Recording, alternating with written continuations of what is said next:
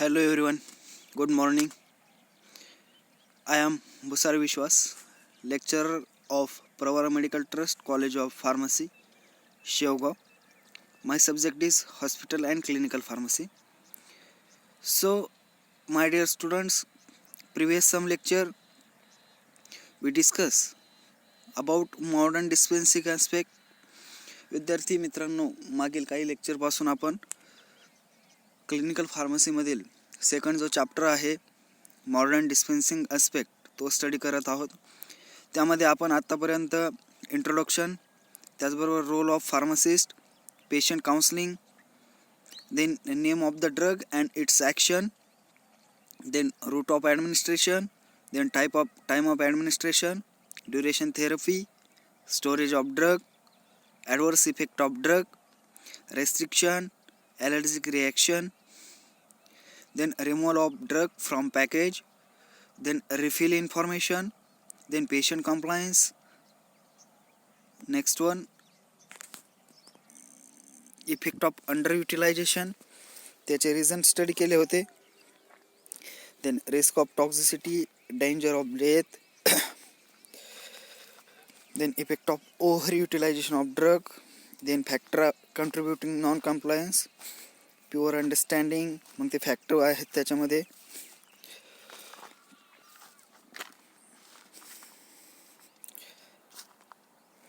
Then steps improve compliance, advice for use of common drugs. Step जे आहेत, step आपण पाहिले होते मागील लेक्चरमध्ये. स्टेप इम्प्रूव्ह कम्प्लायन्स, त्याच्यामध्ये फर्स्ट स्टेप होती की identification of risk factor that may contribute to non-compliance. Then second one होती educating the patient by means of effective verbal and written communication with the patient. Then third one होती development of treatment plan with recognition of patient's normal pattern of activity. Fourth one steps improve of कम्प्लायन्सेसमध्ये कोणती होती, मागच्या वेळेस बघितलेली आपण की designation of specific times of day at which medication is to be taken. And fifth one monitoring therapy. And last one patient motivation. आजच्या लेक्चरमध्ये आपल्याला काय स्टडी करायचं आहे, advice for use of common drugs. Advice काय use केली जाते common ड्रग्ससाठी ती स्टडी करायचं आहे. पॉईंट आहे नवीन, advice for use of common drug. ॲडवाईसमध्ये काय आहे, first point, the effective communication between pharmacist and patient greatly reduce non compliance.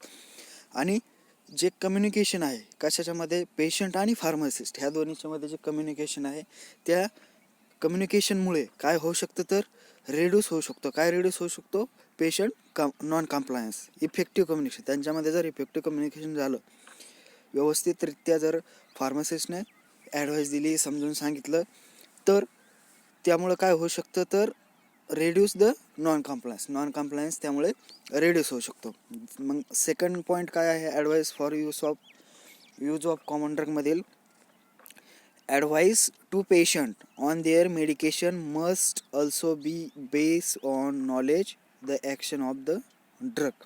आणि पेशंटला काय ॲडवाइस दिली पाहिजे की त्याचं जे मेडिकेशन आहे ते मस्ट कशाच्या बेस्डवरती आहे, नॉलेज आणि action of drug. Advise the patient, काय ॲडवाइस केली पाहिजे पेशंटला, their medication must also be based on knowledge the action of the drug. Then third point आहे त्यामधील, the following types of advice or information is required by patient their prescribe medicine. आणि जी पुढील प्रकारची माहिती आहे ती पुढील प्रकारची माहिती किंवा इन्फॉर्मेशन रिक्वायर्ड आहे, गरजेची आहे पेशंटला त्याच्या प्रिस्क्राईब मेडिसिनबद्दल. त्याच्यामध्ये फर्स्ट वन आहे इंडिकेशन, काय इंडिकेशन असेल त्याच्यावरती. त्यानंतर डोस टू बी टेकन, म्हणजे प्रिस्क्राईब केलेल्या मेडिसिनमध्ये त्यानं किती डोस घेतला पाहिजे, किती टायमिंगला घेतला पाहिजे असं त्यांना सांगणं गरजेचं आहे. Dose to be taken. त्यानंतर frequency of dosing specification about timing, आणि त्याची फ्रिक्वेन्सी डोसची त्याचबरोबर त्याचं timing, specification, timing. Then administration in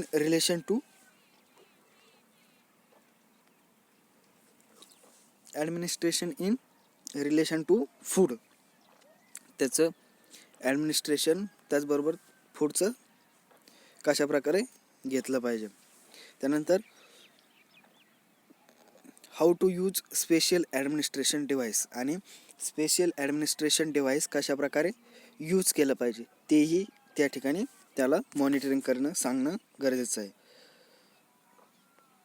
त्यानंतर नेक्स्ट पॉईंट आहे what to do if dose is miss, आणि डोस जर मिस झाला, जर त्या पेशंटचा डोस जर मिस झाला तर त्यांनी काय केलं पाहिजे.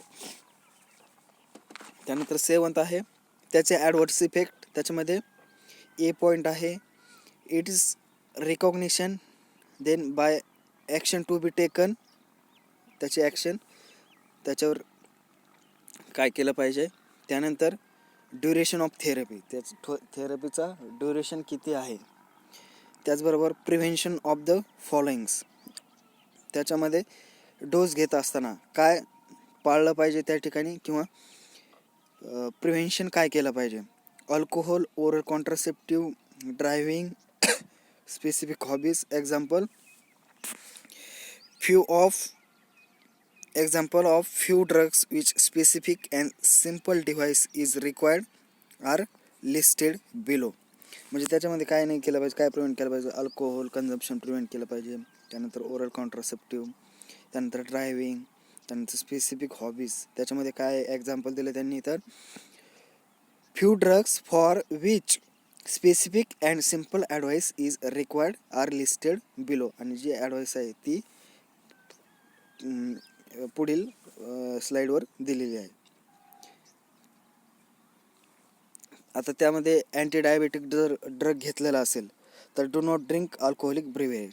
आणि काय इन्स्ट्रक्शन केलेलं आहे, अँटी डायबेटिक जर एखाद्याला डायबिटीस मेलायटस असेल आणि त्याने अँटी डायबेटिक ड्रग घेतलेला आहे, त्याने काय केलं नाही पाहिजे, अल्कोहोलची ड्रिंकिंग केली नाही पाहिजे.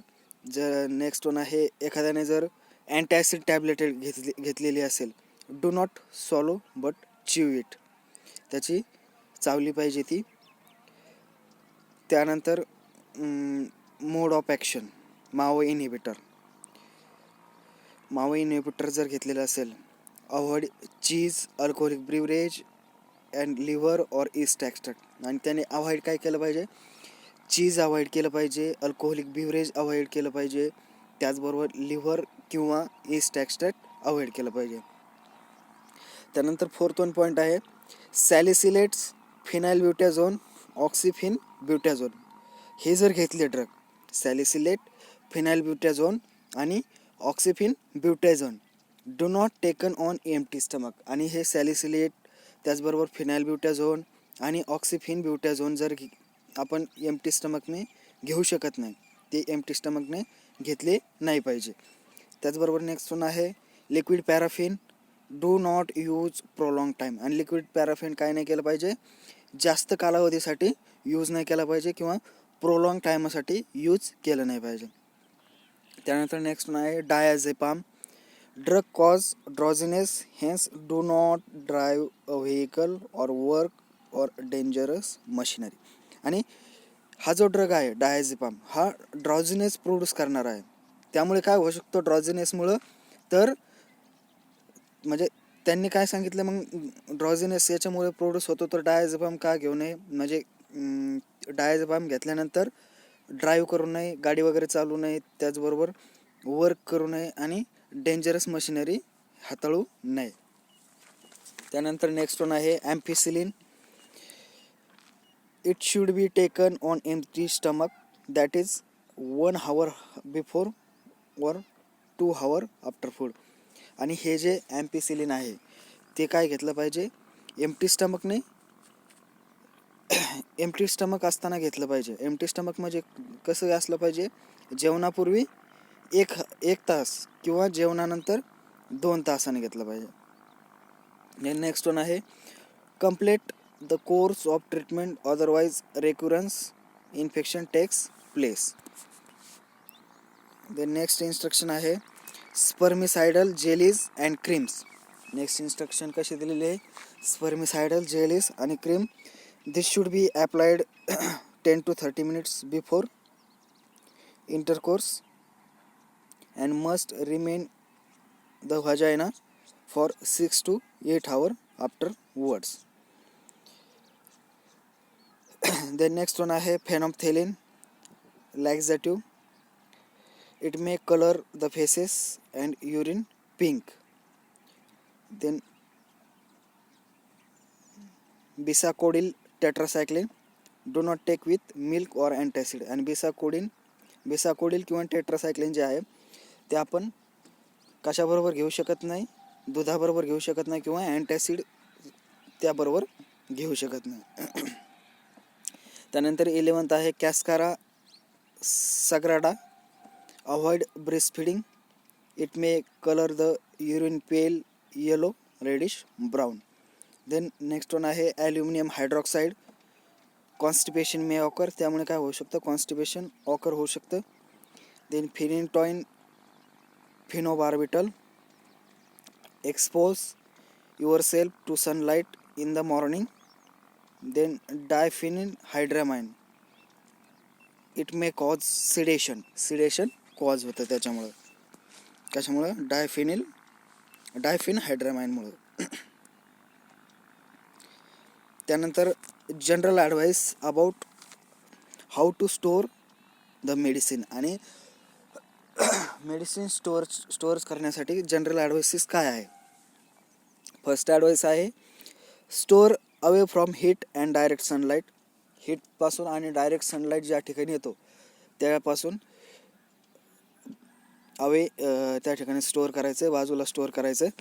त्यानंतर keep out of reach of children. आणि लहान मुलापासून बाजूला स्टोअर करायचे. त्यानंतर do not store medicine in refrigerator unless directed to do so. आणि रेफ्रिजरेटरमध्ये स्टोअर करायचं नाही.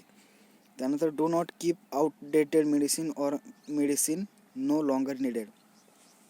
आणि जे एक्सपायर मेडिसिन आहे किंवा आउटडेटेड मेडिसिन आहे ते म्हणजे ते स्टोअर करायचं नाही किंवा लॉंगर निडेडसाठी ठेवायचं नाही. त्यानंतर लास्ट पॉईंट आहे चॅप्टरमधील medicine therapy. Patient drug history त्यामध्ये दाखवलेली आहे. त्याच्यामध्ये डेट आहे, डेटमध्ये note, progress, complication, consultation, changes in डायग्नोस्टिकमध्ये. त्याचबरोबर condition on discharge, instruction to patient. त्यानंतर ॲलर्जीस अँड ॲडवर्स इफेक्ट. मग त्यामध्ये स्टार्टिंगला आणि स्टॉपला काय काय होतं.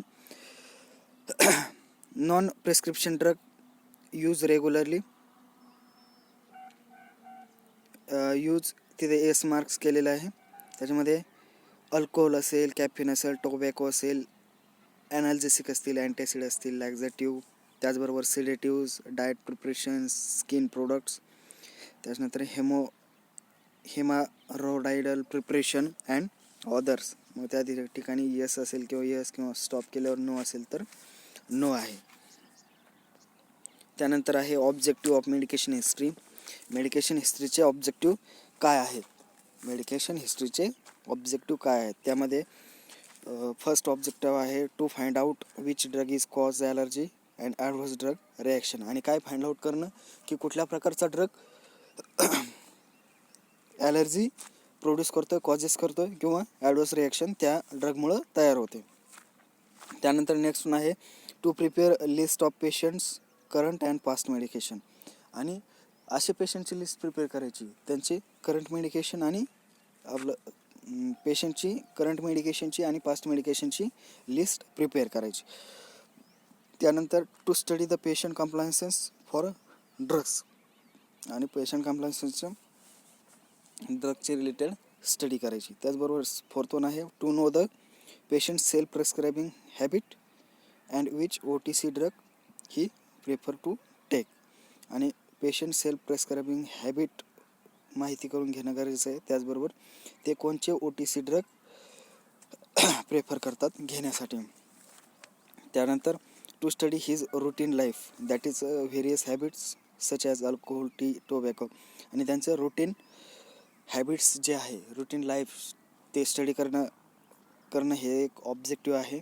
आणि त्याच्यामध्ये जर पाहिलं आपण तर अल्कोहोल असेल, टी असेल आणि टोबॅको ह्या अशा प्रकारच्या हॅबिट्स त्याच्यामध्ये आहेत की नाही. आणि लास्ट वन आहे to know about the diet preparation of patient.